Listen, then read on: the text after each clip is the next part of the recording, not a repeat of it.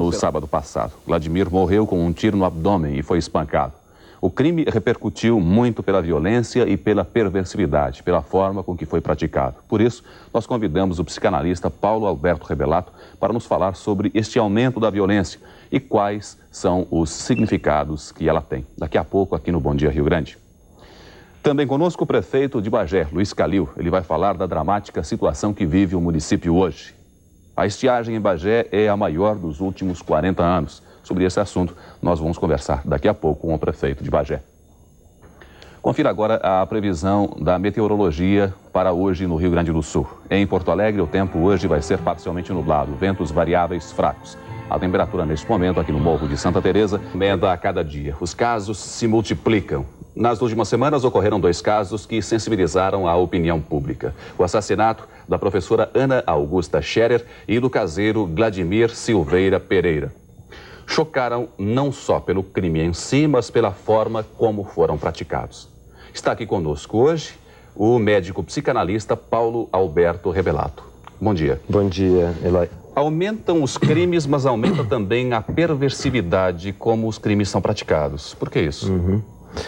Bom, sinal dos tempos esse aumento de perversividade, porque eu estou me dando conta, Eloy, que os crimes desses momentos bicudos em que nós estamos vivendo, aonde passamos do penso, logo existo, de Descartes, ao agrido, logo existo, não é?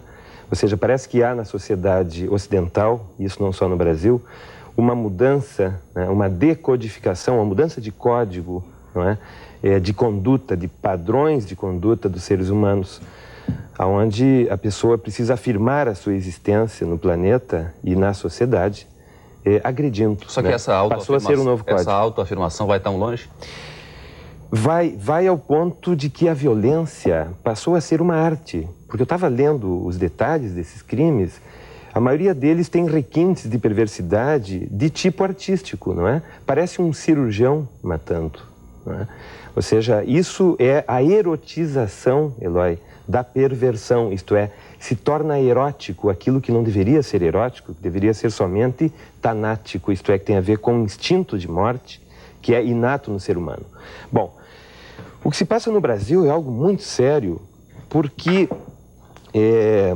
nós estamos passando, não é, entrando na barbárie sem havermos passado pela civilização. Não se considera que o Brasil seja ainda, ou já seja um país civilizado, não é?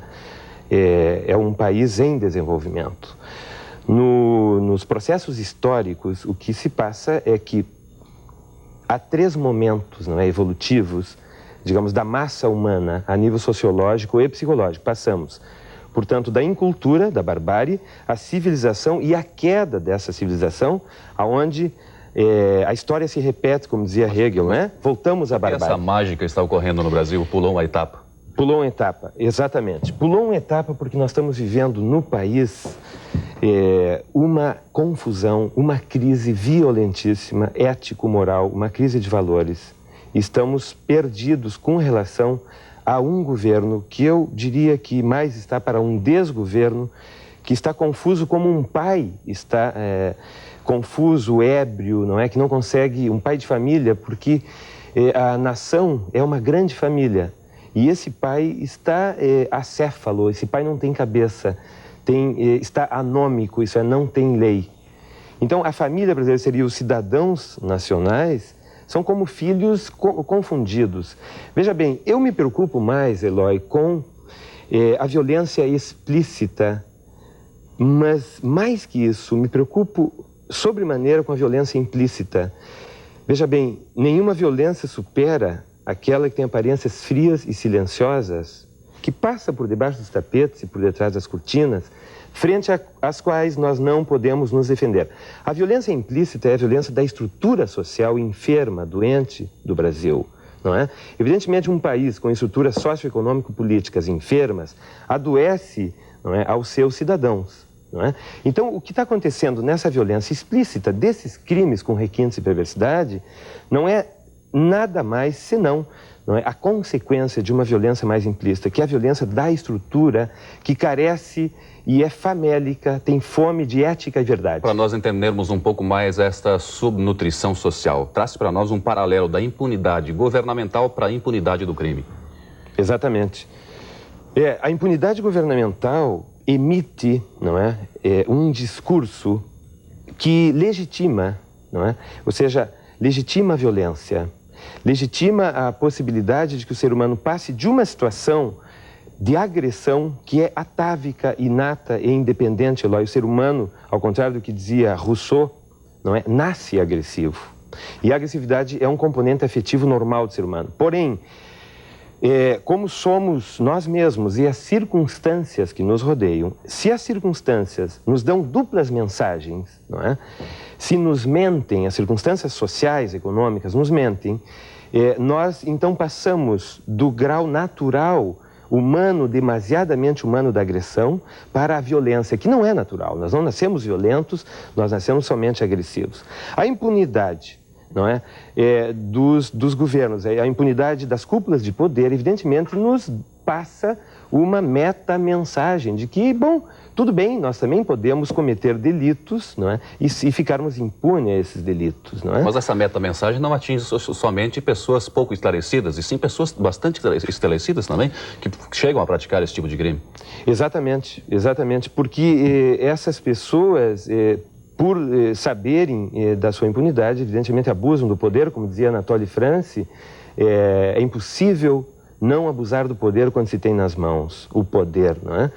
Então, o que existe no Brasil, que eu diria assim, nessa cleptocracia, onde já o roubo, onde a impunidade e a corrupção é uma norma, e o pior é que isso se está incorporando nos padrões de conduta da vida nacional, como algo legítimo e natural que se roube, não é?